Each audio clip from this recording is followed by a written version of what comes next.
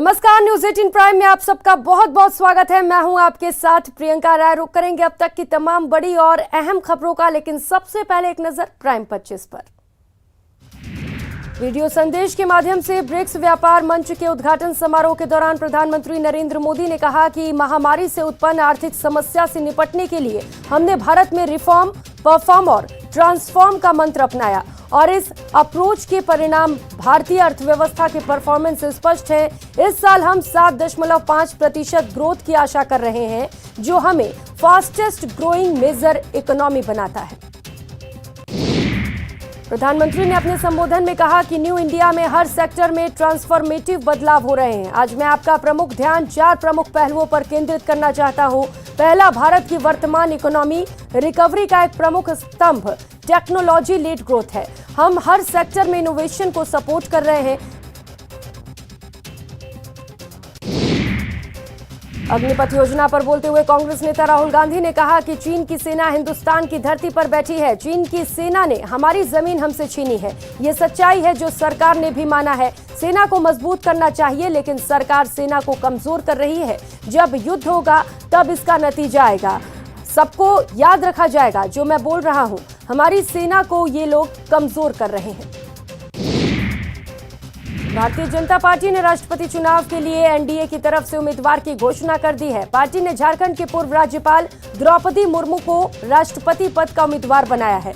द्रौपदी मुर्मू 24 जून को नामांकन दाखिल करेंगी। बीजू जनता दल प्रमुख और ओडिशा के मुख्यमंत्री नवीन पटनायक ने बीजेपी नीत एनडीए की उम्मीदवार द्रौपदी मुर्मू को समर्थन देने का ऐलान किया है। पटनायक ने कहा, ओडिशा विधानसभा के सभी सदस्यों से अपील है कि पार्टी लाइन से ऊपर उठकर सर्वसम्मति से ओडिशा की बेटी द्रौपदी मुर्मू को देश के सर्वोच्च पद के लिए समर्थन दें। ओडिशा के मुख्यमंत्री नवीन पटनायक ने बुधवार को वेटिकन सिटी में पोप फ्रांसिस से मुलाकात की। मुख्यमंत्री इन दिनों रोम, दुबई के दौरे पर हैं और एक हाई लेवल प्रतिनिधिमंडल की अगुवाई कर रहे हैं। प्रतिनिधिमंडल का राज्य में पटनायक सरकार की ओर से खाद्य सुरक्षा और आपदा प्रबंधन क्षेत्र में किए गए कामों को लेकर रोम स्थित वर्ल्ड फूड प्रोग्राम के हेडक्वार्टर में दौरा है। महाराष्ट्र में जारी सियासी संकट के बीच मुख्यमंत्री उद्धव ठाकरे, एनसीपी प्रमुख शरद पवार और सुप्रियो सुले के बीच मुंबई में मुख्यमंत्री के आवास पर बैठक संपन्न हुई, जिसमें सभी नेता उद्धव ठाकरे से मिलने पहुंचे और उनसे सियासी चर्चा की।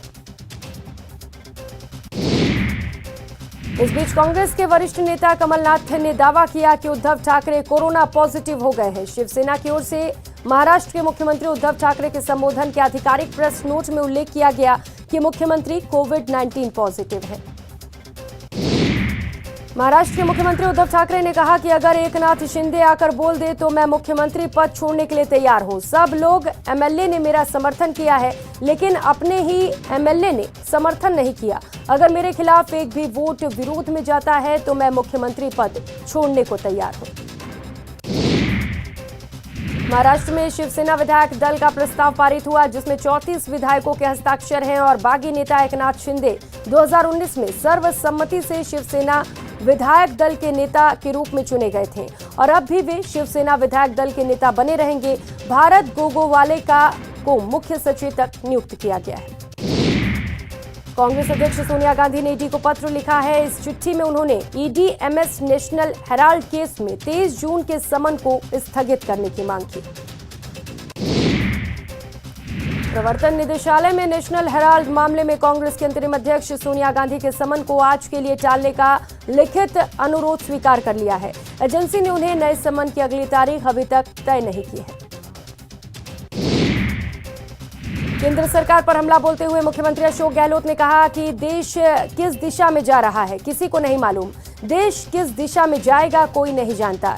जिन्होंने कहा कि जिस रूप में आज ये पूरा मुल्क चल रहा है वो बहुत ही चिंताजनक स्थिति है। राजस्थान में विधानसभा में नेता प्रतिपक्ष गुलाब चंद कटारिया ने कांग्रेस पर हमला बोलते हुए कहा कि कांग्रेस के एक धड़े ने सरकार गिराने की कोशिश की थी। वहीं शांति धारीवाल ने पलटवार करते हुए कहा कि बीजेपी नेता मानसिक रूप से बीमार हैं, यहां नहीं गलेगी उनकी ताल। कोटा में खेलो इंडिया में चयन होने पर आज मलखंब खिलाड़ियों ने कैंप कार्यालय में पहुंचकर लोकसभा अध्यक्ष ओम बिरला से मुलाकात की। खिलाड़ियों और खेल संघ से जुड़े लोगों ने कोटा में खेल के लिए सुविधाएं उपलब्ध करवाने और प्रेरित करने के लिए लोकसभा अध्यक्ष ओम बिरला का आभार जताया।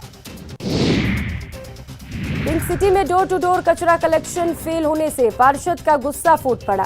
पार्षदों ने गुस्से में ग्रेटर नगर निगम कार्यालय के बाहर ट्रक से कचरा गिरवाकर विरोध जताया और लापरवाह अधिकारियों पर कार्रवाई की मांग की। रिश्वतखोरों के खिलाफ एसीबी ने बड़ा एक्शन लिया है। एसीबी ने भीलवाड़ा नगर परिषद में छापेमारी कर घूसखोर पार्षद और उसके पति को 1.5 लाख रुपए की रिश्वत लेते रंगे हाथों गिरफ्तार किया। जयपुर में कुत्तों का आतंक से स्थानीय लोग परेशान हैं। पार्क में घूमने आई एक मासूम पर पिटबुल डॉग ने हमला कर दिया। घटना में डॉग ने मासूम के हाथ से मांस को अलग कर दिया। मासूम का इलाज चल रहा है और उसके हाथों की प्लास्टिक सर्जरी करनी पड़ेगी। चंडीगढ़ के सेक्टर 53 और 54 में स्थित फर्नीचर मार्केट में भीषण आग लग गई। देखते ही देखते आग ने भयंकर रूप ले लिया।